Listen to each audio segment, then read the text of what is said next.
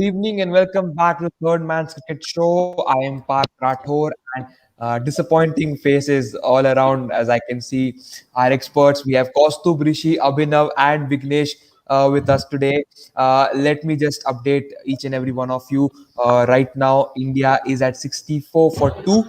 New Zealand posted 249 runs, having a lead of 32, and in response, India have scored 64 runs with the loss of 2 wickets. Shubman Gill departed for 8, whereas Rohit Sharma departed for 30. Both of them got out LBW on Tim Southee's delivery. India right now lead by 32 runs. But let me come to our experts first. Vignesh, coming to you, how do you think, especially the last 30 minutes, the way it went? Yeah, like everyone thought about the night watchman there, but most of them did not know that Virat Kohli would come and play his own game. And he struggled a bit at the earlier stage, and he got like he was not in his right phase. But after that, I think he was comfortable with the deliveries. And Rohit Sharma's wicket was so important for India because he was really settled and he played really well for the 30 runs. But same as the first innings, he threw his wicket away and he did not play his natural game because he is known for big innings, but he did not do that in both the innings. That's what I see here. Definitely, and Parth Arora over here says that draw is very much on cards. But let me come to you, Kostub. How are your thoughts about the way New Zealand bowlers came up and approached the Indian batsmen? I would second the opinion of Vignesh here. Definitely, there was some lack of concentration in terms of wicket that Rohit Sharma fell for, because you can clearly see that if he had not left the ball, it would have been ruled a not out, because the impact was outside the line. But there was some error that was, we can call it a brain fade, as Steve Smith often calls it. It was a brain fade moment, because if you even look at his dismissal, he was not even watching the ball. He just took the ball granted that he is going to leave. It will be a outswinger, and I think that was an error that he made. He was looking really fantastic, to be honest. I think it was a podcast that we did before even the Test Championship final started, and there I was saying that Rohit Sharma is no way going to survive, but I think he proved me wrong, and obviously he's a much more better player than me. So I think there was little bit error, but apart from that, Rohit Sharma was looking really good, and it was an unfortunate event. Definitely, and let me, just tell you guys, even in the Australia tour, when Rohit Sharma, started to open, all those innings, he did get good starts. Even in the first innings, we saw Rohit Sharma did get off to a really good start. Even right now, today also Rohit Sharma got to a good start, but he's just not able to convert those starts, and he is getting out at the very wrong time for the Indian team, and that particular dismissal is what has put India slightly in the back foot right now. But Abhinav over here is on the panel, and Abhinav has been saying since day three that even though we have had 2 days which have been washed out, we are still going to get a result. Abhinav, do you think that a result is actually possible right now? If Indian batsmen, keep batting like at this particular rate, do you think that a result is still possible? At this rate, no, because to challenge New Zealand, I think we need a target of at least more than 200, and that is only possible if we, bat at a quicker rate than what we are batting right now. So if we bat until just before the end of the second session, I think with the weather, the weather is pretty good tomorrow as well. So I don't see any other result apart from draw. I guess I was just guessing that there might be just a bit of collapse from from either New Zealand or India, but that didn't happen. I mean, Kyle Jamieson and Colin ran home with those crucial runs. I think, Kane Williamson with those crucial runs down the order slightly, put the game in New Zealand's favor. I mean, New Zealand defeat is, I guess, out of the window now. Definitely. Parth over here again says that Rohit Sharma was playing with a defensive approach and was leaving every ball outside the off stump, and Tim Southee took advantage of that. Well, actually, Parth Arora, Tim Southee actually is a very smart bowler. It's no joke. He's, if I'm not wrong, number 2 or number 3 in the ICC Test bowling lineup, and he really did set Rohit Sharma up for that. And credits to Tim Southee as well. But since we are talking of Abhinav just mentioned about Kane Williamson's knock.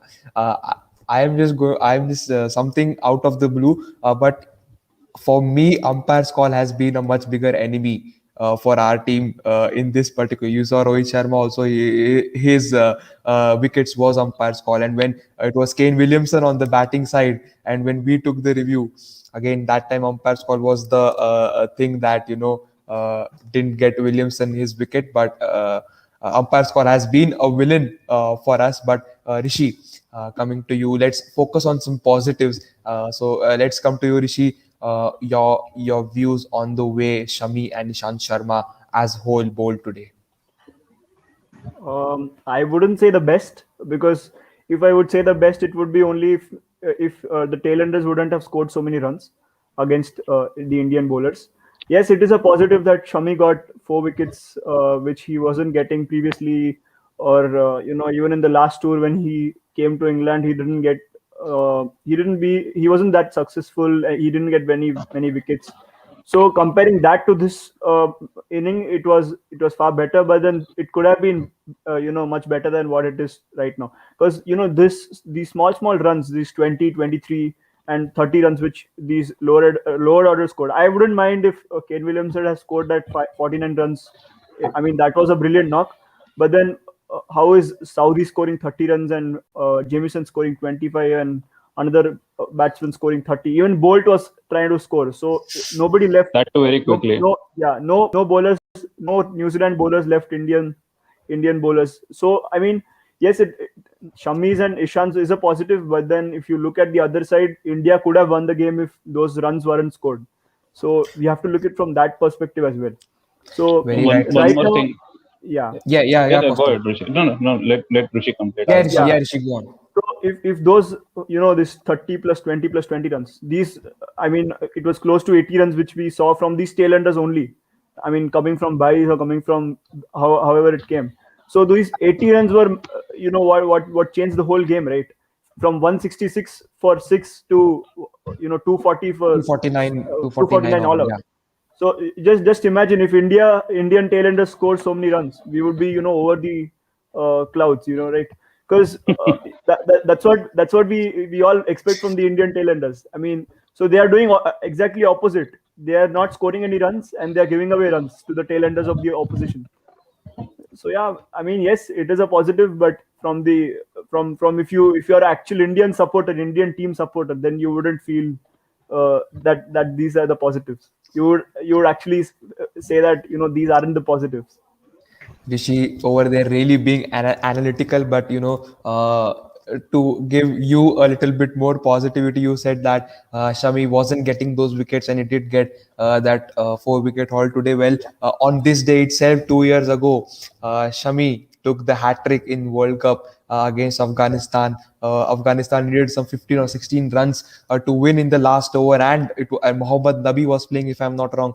As far as I remember, Mohammad Nabi was actually in really good form, and it looked like Afghanistan do have a really good chance of defeating India. And then came Mohammad Shami, and the first ball of the over also went for a 4. And then came Mohammad Shami with that hat trick on very this particular day. So Mohammad Shami, definitely enjoys bowling, and not to forget, this is the 5th day of the test anyway. So Shami really likes to bowl on such kind of days. But as Rishi, I would agree with you that if you look at from that perspective, it was not actually that big of a positive. But Costa, actually, there's one thing. Sorry to disturb you. Yeah, no problem. Yeah, go on. No, go ahead. Actually, there's one thing. See, when you see those opposition teams tailenders batting so well and getting those runs, so when they go out to bowl right in the next innings, they'll have that confidence inside them that we have scored so many runs, so we can, they can bowl with that confidence.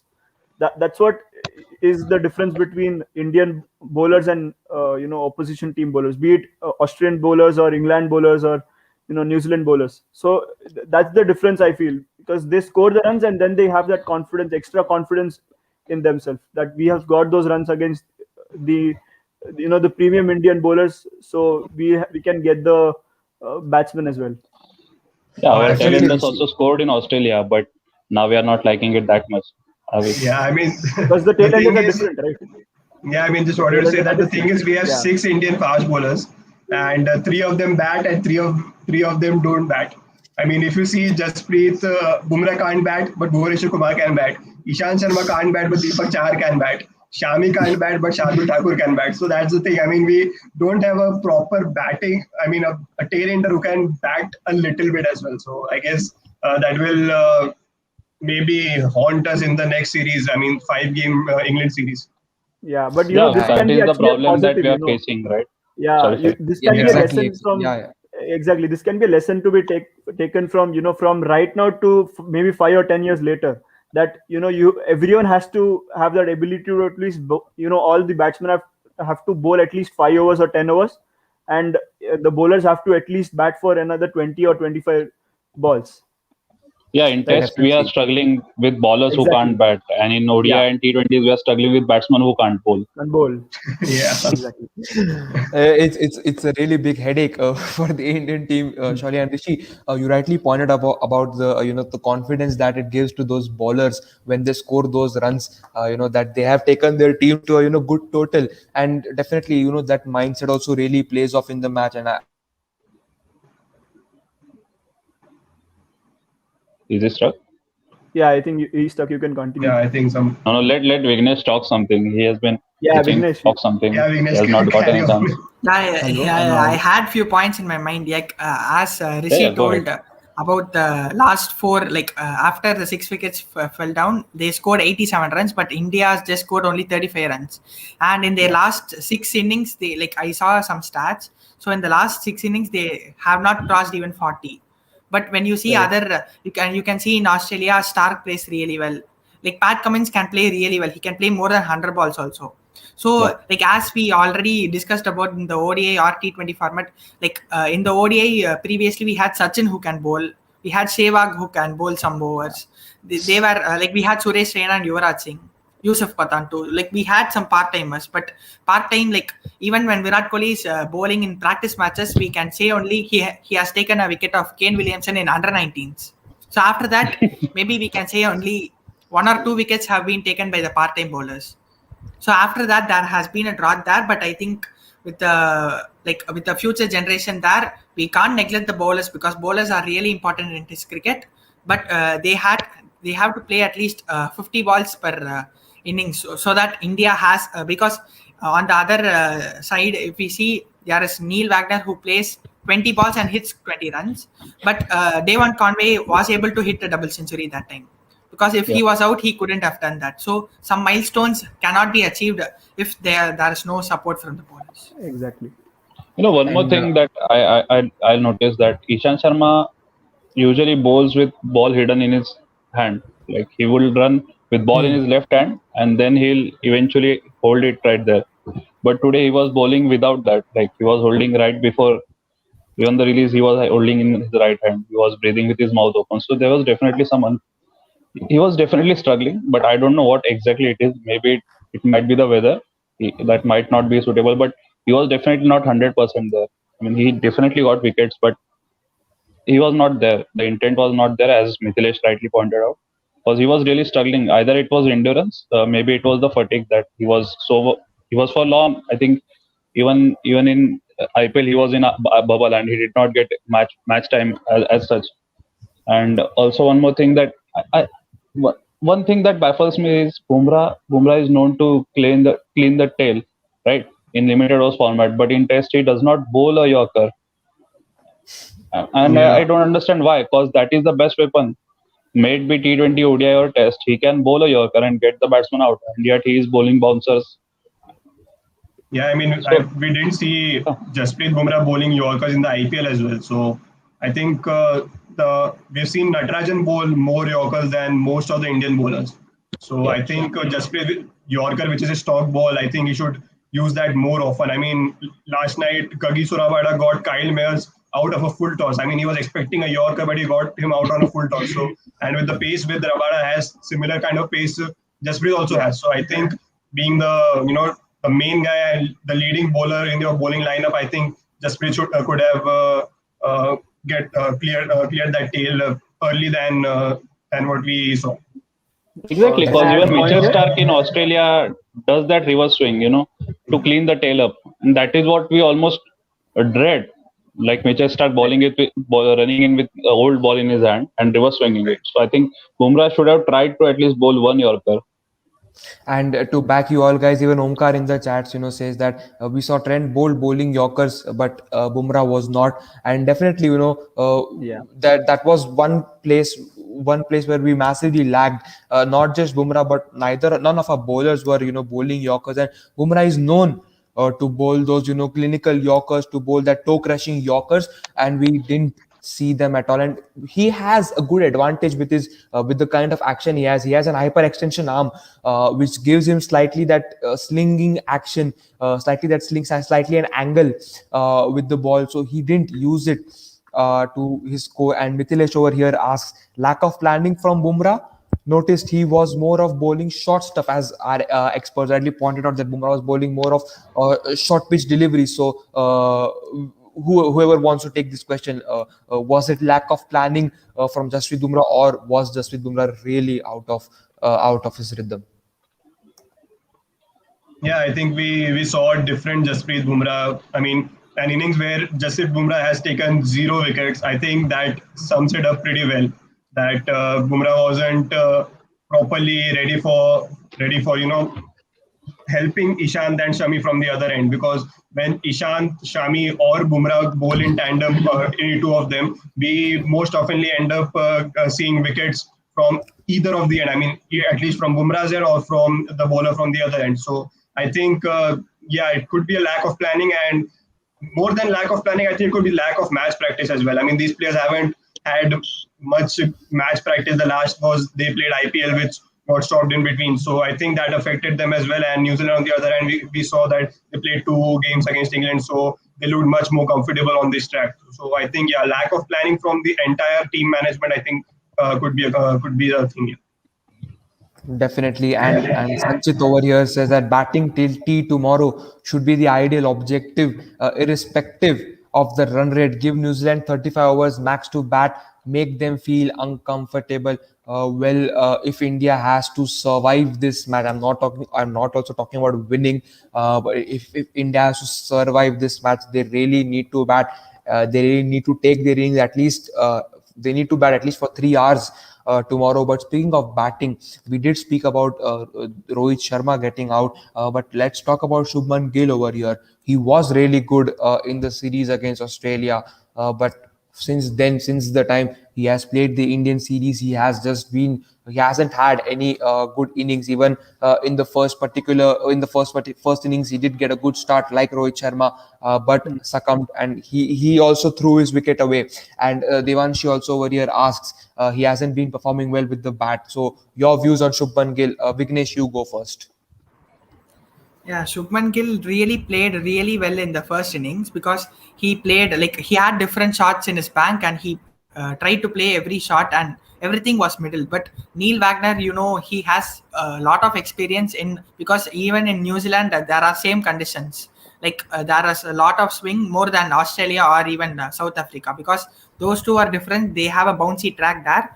But in England and New Zealand, most of our openers as well as our batting has been weak in England and New Zealand because of their similar conditions and more number of swing there.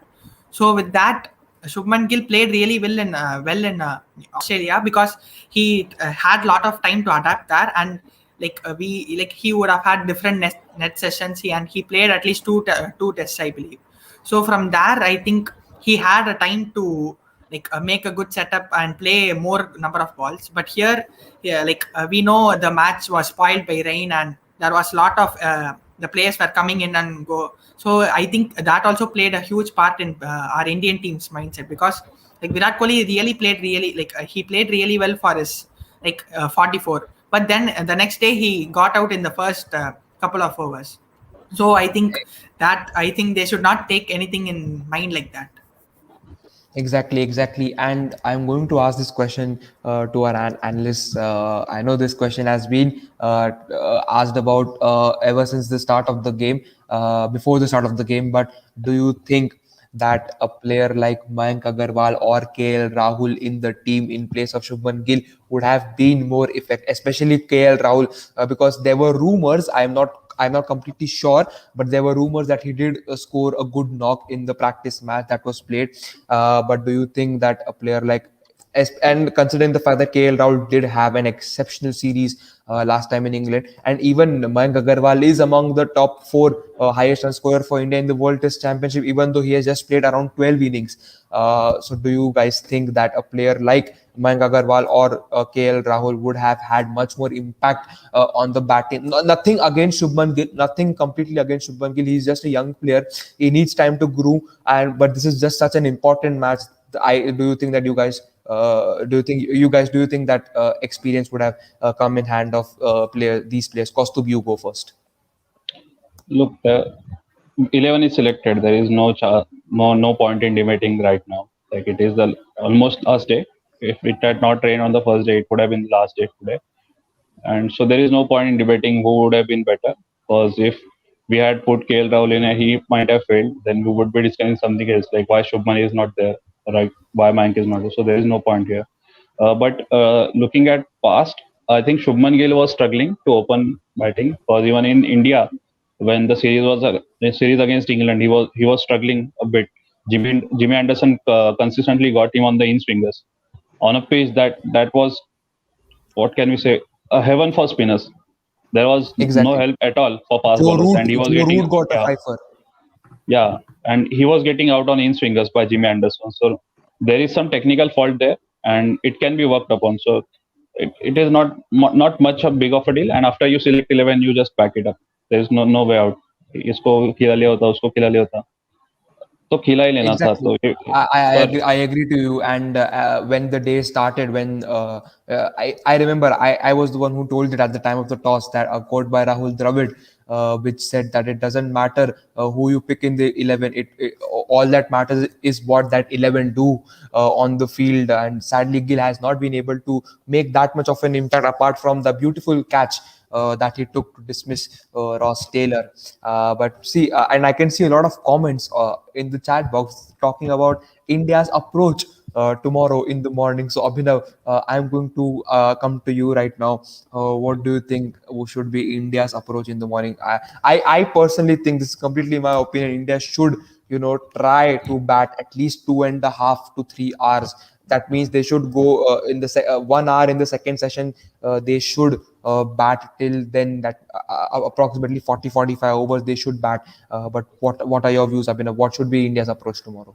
Yeah, I kind of agree with you. I think India should, with the way Virat Kohli came out today, I mean, any other team would have sent a night watchman just to hang in there. And Virat Kohli came in there, with an intent to get some quick runs. And when he came, the run rate was around 1.75 to 1.8. And now when stumps happened, I guess the run rate is above 2. So I think, yeah, Virat Kohli staying out there will be a huge positive for India. And I think India should plan like going for runs and not worrying about wickets. I mean, if you get 120 odd runs in the first session and lose about 2 to 3 wickets, that's fine with me. And then in the second session as well, just go for those quick runs. Try to get those 25-30 runs. That is the score around 220 or 230. So I think that is enough to bowl 55 to 60 overs to New Zealand and try to get them out in those overs. I mean, 55 to 60 overs, I think it's manageable. But lesser said than done. I think it's a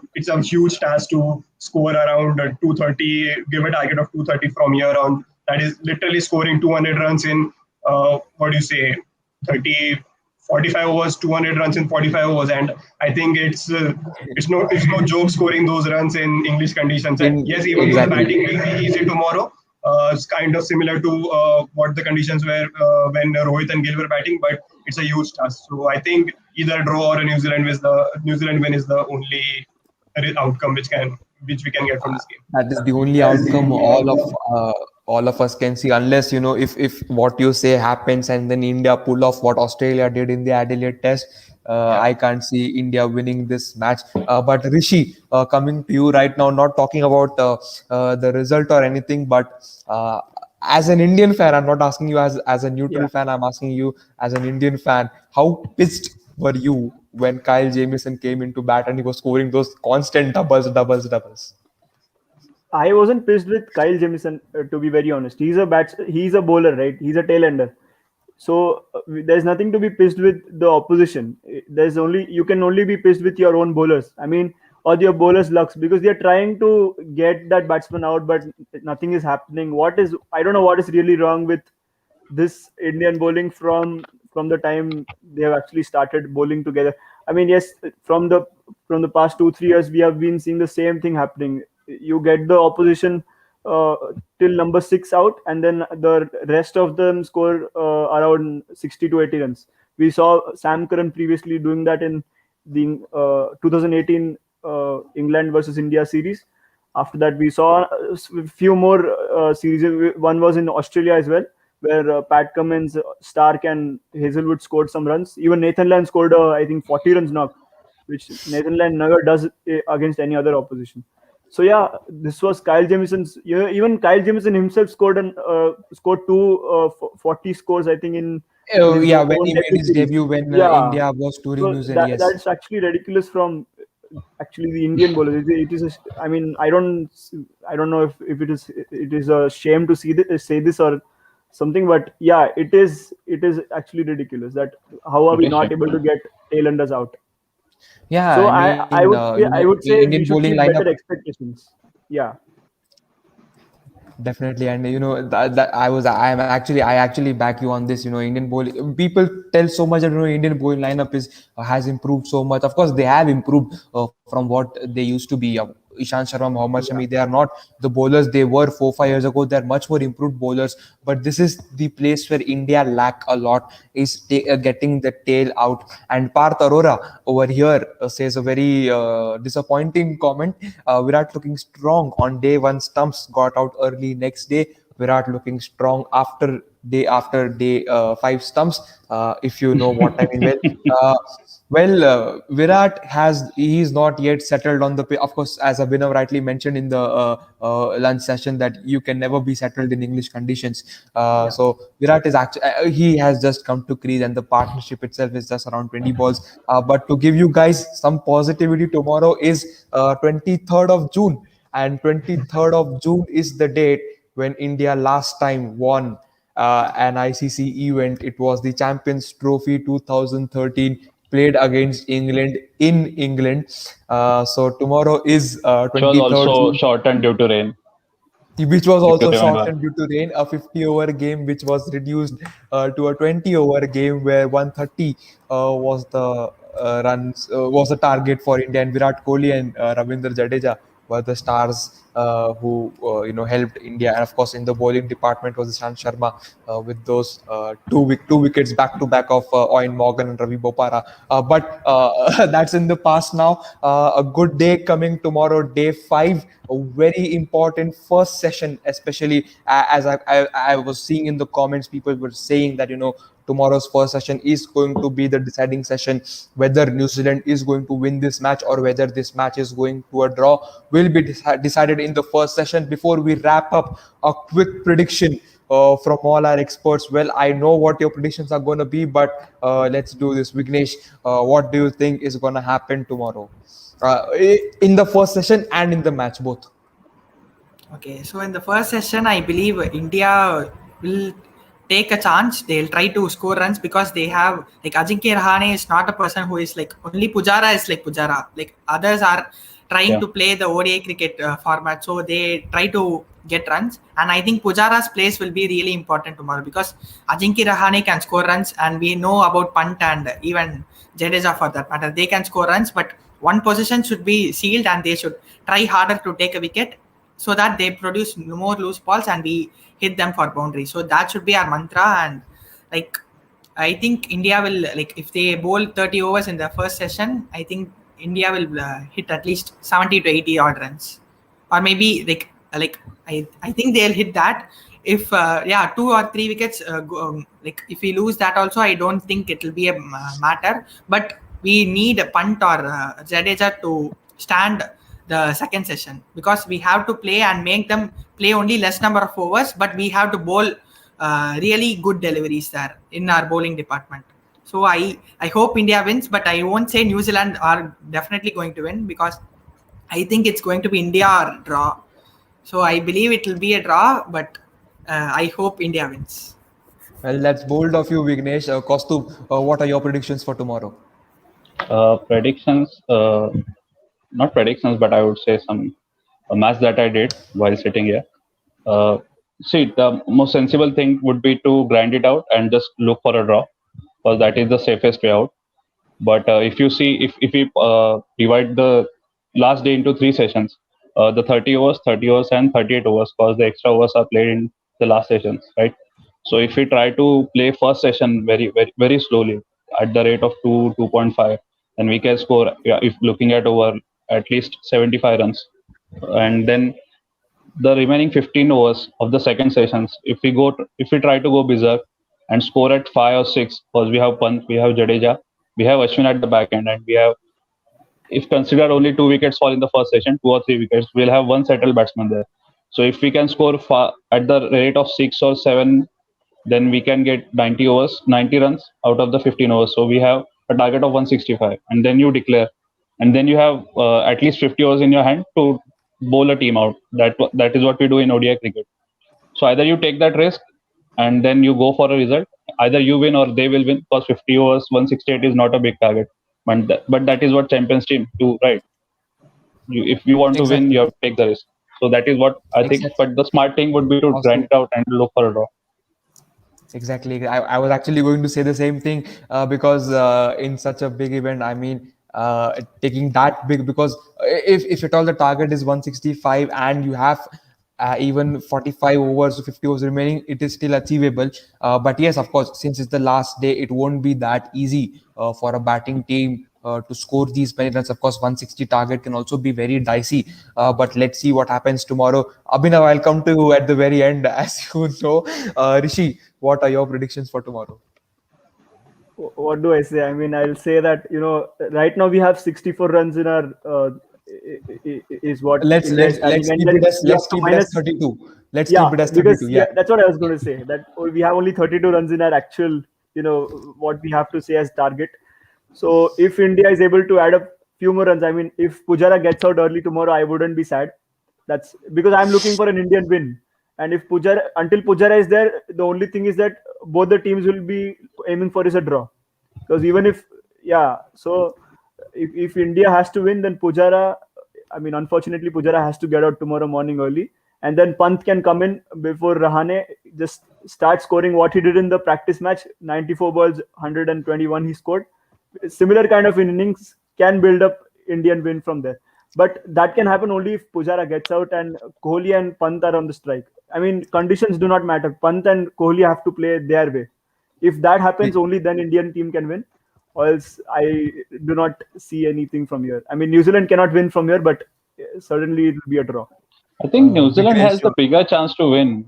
We are trying to rule out them, but practically they have the better chance to win. If Pujara survives the whole day tomorrow, Pujara has the ability to survive the whole day. We are not thinking about a collapse. I mean, Pujara can survive from one end. Kohli will say, "I'll survive from the other end. I'll start scoring runs from the other end." What will happen? What will happen is possible collapse. That's what I'm saying. We are ruling out an India collapse. But if collapse happens, you just pick up your hat, say we were not a good team, then we go home. Because that is what it is. We are afraid of collapse because we have been prone to collapse, right? So we were never a good team, and we just pick up our hats, bow them, and we go home. And exactly, that's the biggest problem of our batting lineup. Time and again we have had batting collapses, and Rishi, Vignesh will be the happiest, if your predictions come true, because I saw a very bright smile on his face when you were talking. No. It was like so funny that because I did not want Pujara to get out, because like Pujara is the main guy for me, because I think his position is really key, because around him, if all the players play, that would be really nice, because if Pujara gets out, then if everyone attack and they get out successively, then there won't be much of a target there, and bowlers will have a lot of pressure. But if we try to play more overs and give them less overs and a more number of runs as a target, then we would have a fair chance of winning. Completely rightly agree with said. Vignesh there. Complete, yeah, exactly. And now coming, our only ray of hope, our Thank only positive hope, Abhinav, your predictions. We entirely depend on you. What is your word, Abhinav? What do you think is going to happen tomorrow? Listen, I Leave aside the agree reins, okay? with Leave aside the what reins. Leave aside the reins. Okay, so like Kaustubh mentioned that need to grind it out and go for a draw. I mean, if you can't win, then don't lose. It's as simple as that. So I want to see Virat Kohli going for quick runs tomorrow and Pujara, holding that other end. And if Virat gets out, I want to see, like Rishi mentioned, Rishabh Pant come up the order. And we have seen Rishabh Pant and Pujara score quick runs in the Gabba Test as well. When we didn't imagine that Pujara will be going for quick runs. We saw Pujara hitting Pat Cummins for 3 boundaries. So I think that is pretty much possible. But that's, like I mentioned, that is just saying it. Saying it is easy, but doing it is very difficult.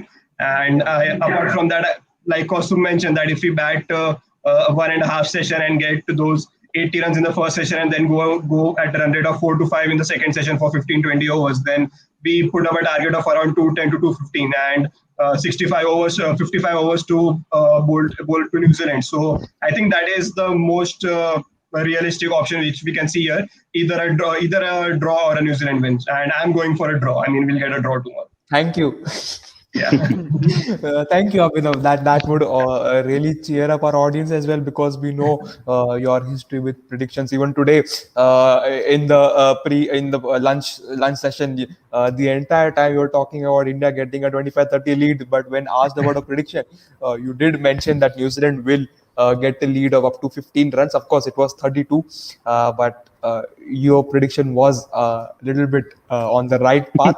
But tomorrow is the reserve day, or day 6, as I can say, for the World Test Championship finals. Nothing is yet sure who is going to hold the mace, whether it is going to be Virat Kohli, Kane Williamson, or both.